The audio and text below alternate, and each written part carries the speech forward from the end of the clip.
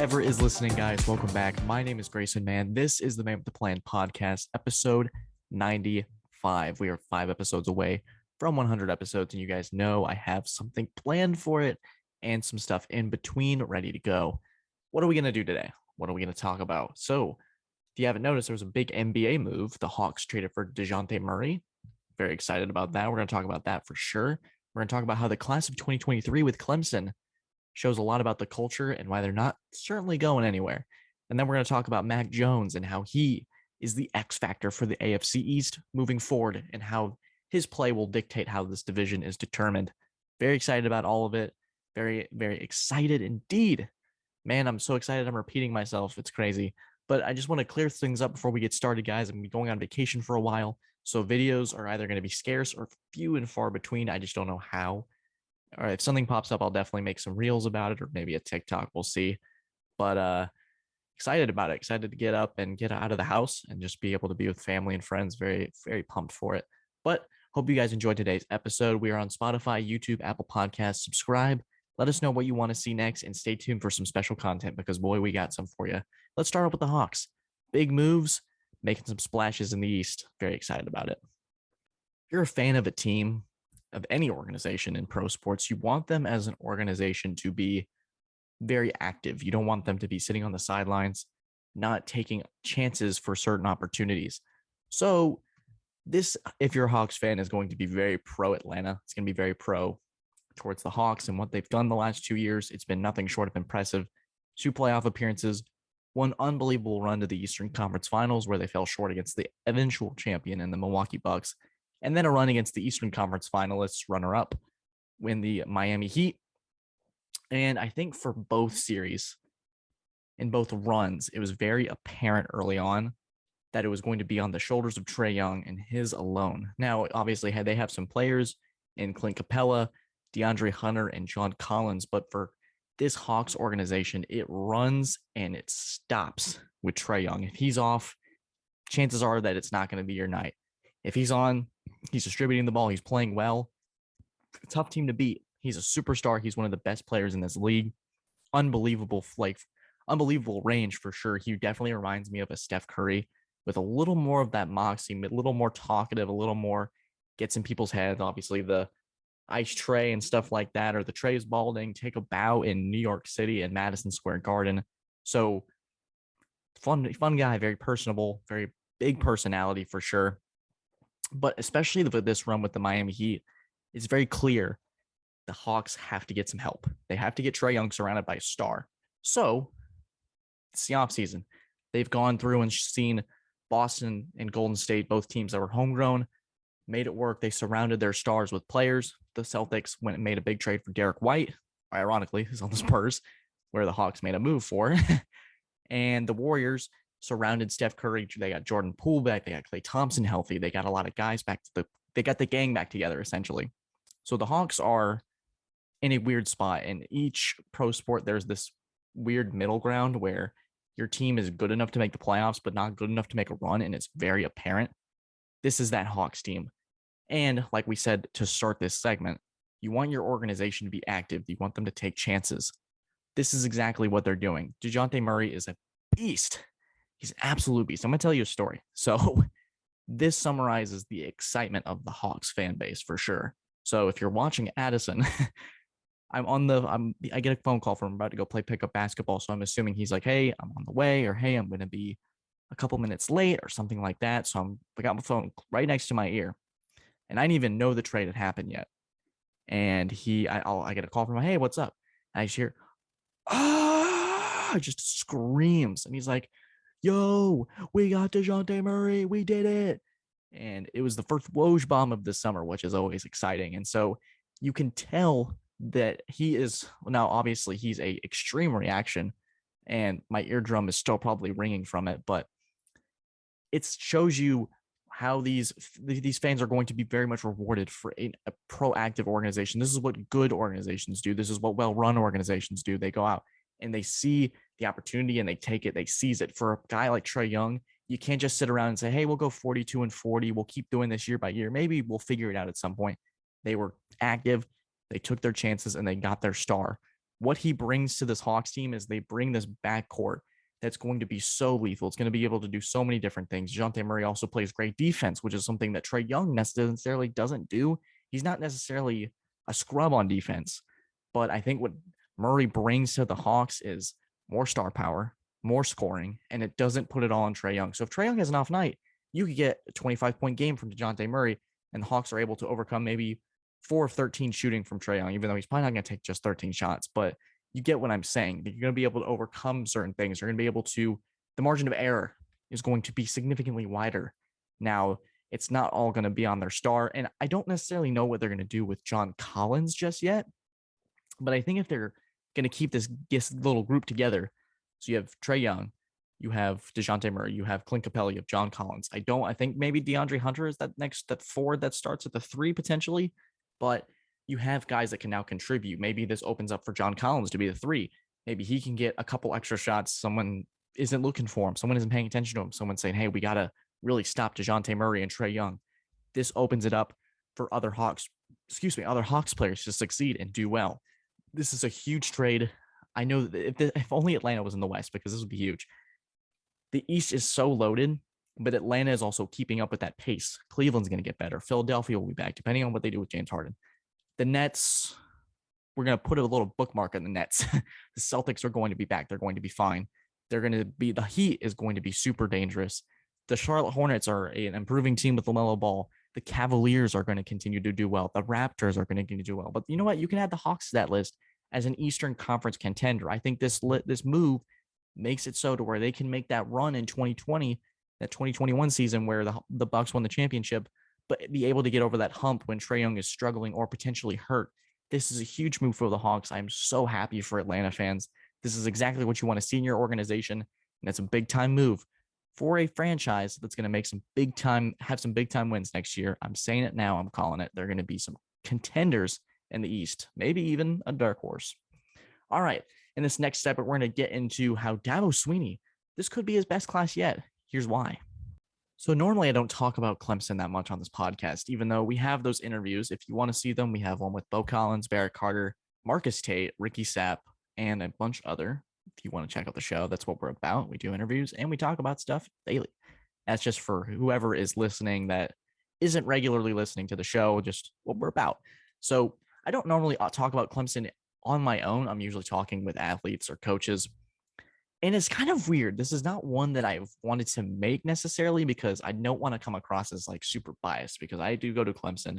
I've been a Clemson fan my entire life. So I have to kind of separate. There's like a wall that I have to kind of divide, being like, hey, I want to be objective, but at the same time, this really excites me. So Clemson's 2023 class has been completely insane. They have 12 commits in the month of June alone.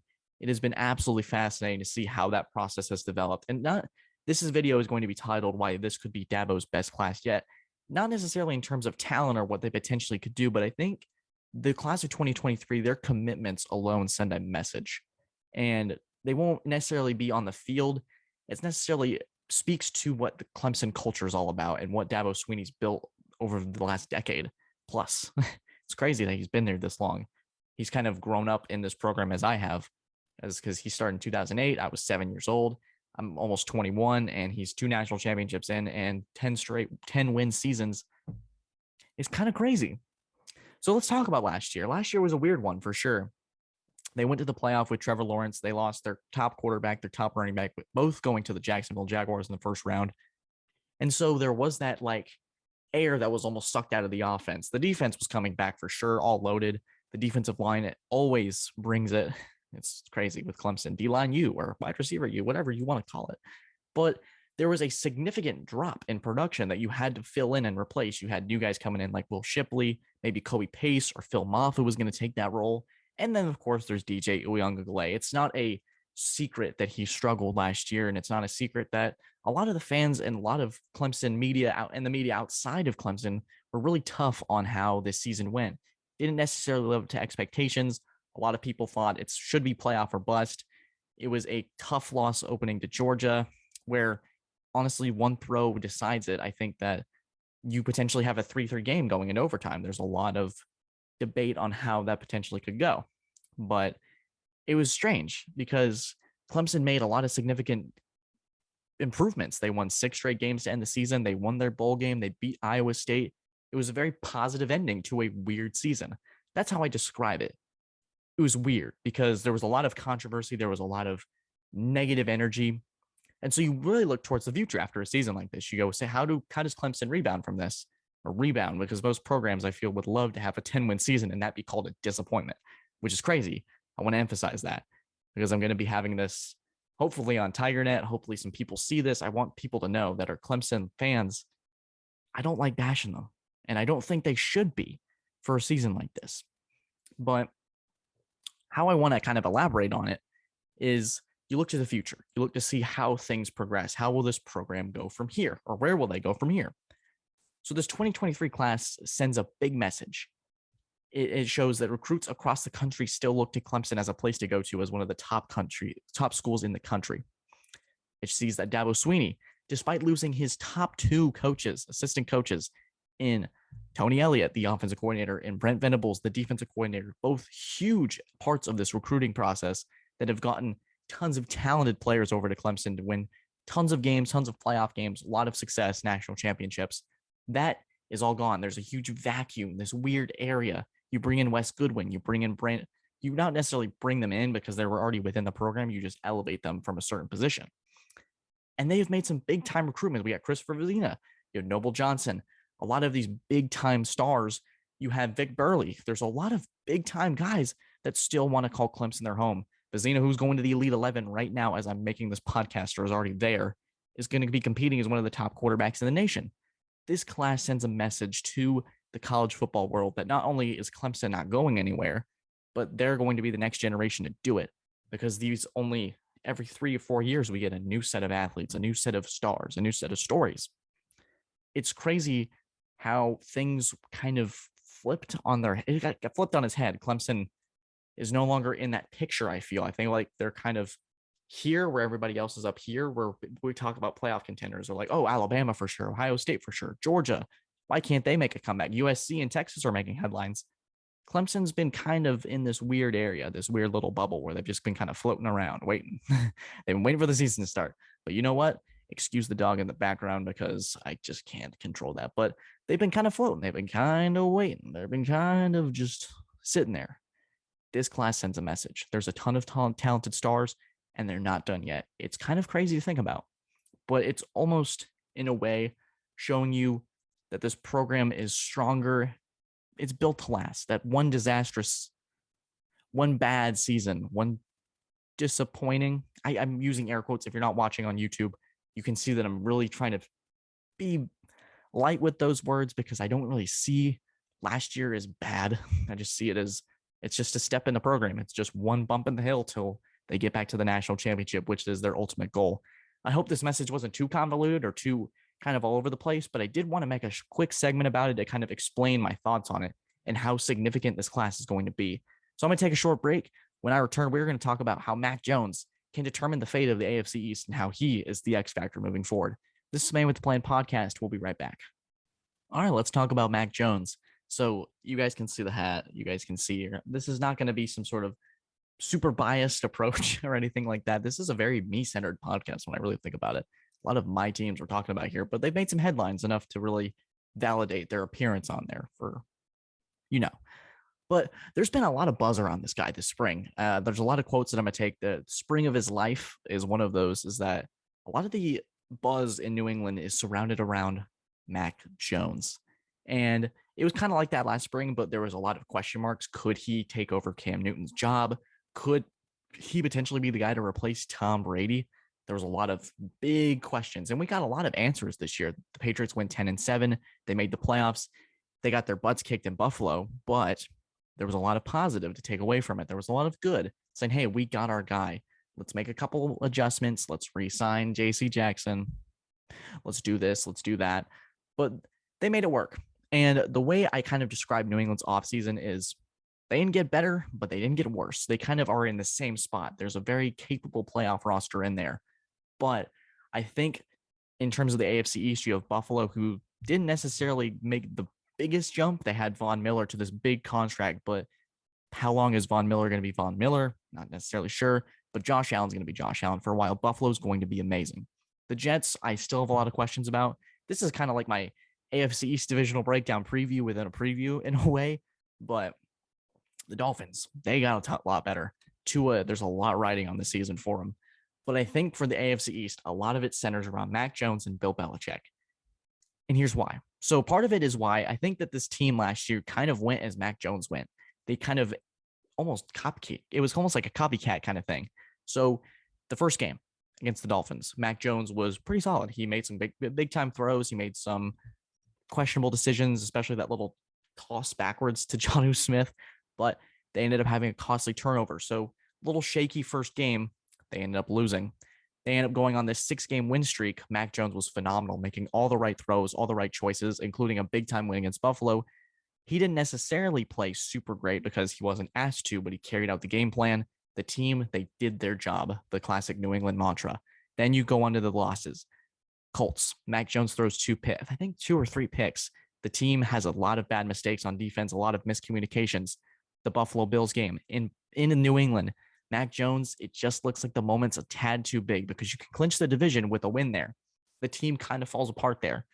In Miami, week 17, a chance to still clinch the division. Mac Jones has a couple costly throws. The team falls behind early and they can't come back in time. There's a couple times where New England, it all went on him. And whether he flied, they flied. And when they soared far below, they soared really far below. Mac Jones has had the spring of his life. Mac Jones has also lost 15 pounds. I think he's the big X factor in the AFC East moving forward. This New England roster goes where he goes. If he has a Joe Burrow-like leap, New England will follow suit. Can they necessarily win the division against Buffalo?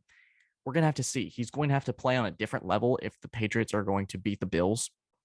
But I think that the way I look at it is that the roster, well, necessarily didn't make improvements. Yes, they signed Devontae Parker. They got a nice 50-50 ball receiver for him.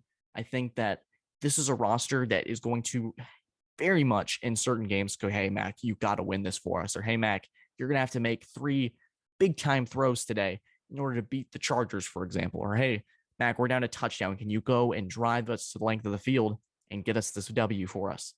This Patriots team will go as far as Mac Jones is willing to take them, especially this year when the roster is not as strong as maybe Buffalo or a Miami. It's going to be on the quarterback to be able to elevate them to that position to get to maybe a wild card berth, maybe 10 wins this year, maybe go 11-6 and squeeze into there with a loaded AFC with a lot of talent. I really like Mac Jones. I think he's a great quarterback. I think he's one of the top quarterbacks, top 16 in our league right now. He's not going to wow you like a Lamar. He's not going to wow you like a Mahomes, but he can potentially make all the right decisions in a game. And IQ, he can beat you up here, which is still super important in this league. This New England team goes as far as Mac Jones is willing to take them. And that's pretty much where I stand on it. They could go 8-9 and struggle because there's not enough around him and he's not able to elevate this team, or they can go 11-6, make a giant run and really take things off. There's a lot of good things. Jonnu Smith has said a lot of good things about him, the Patriots tight end. This team likes what they have in him. Belichick likes what they have in him. Let's see it happen. Let's see it work. All right, guys, this was episode 95. 5 more episodes away, guys. 5 more episodes of the Man with the Plan podcast. Cannot wait to get to episode 100, and I know you can't wait either. Subscribe for more content. Please check out our channel.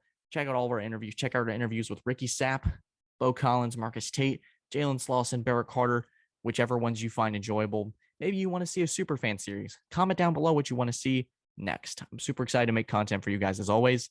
Stay tuned for more. Have a great day. Take care.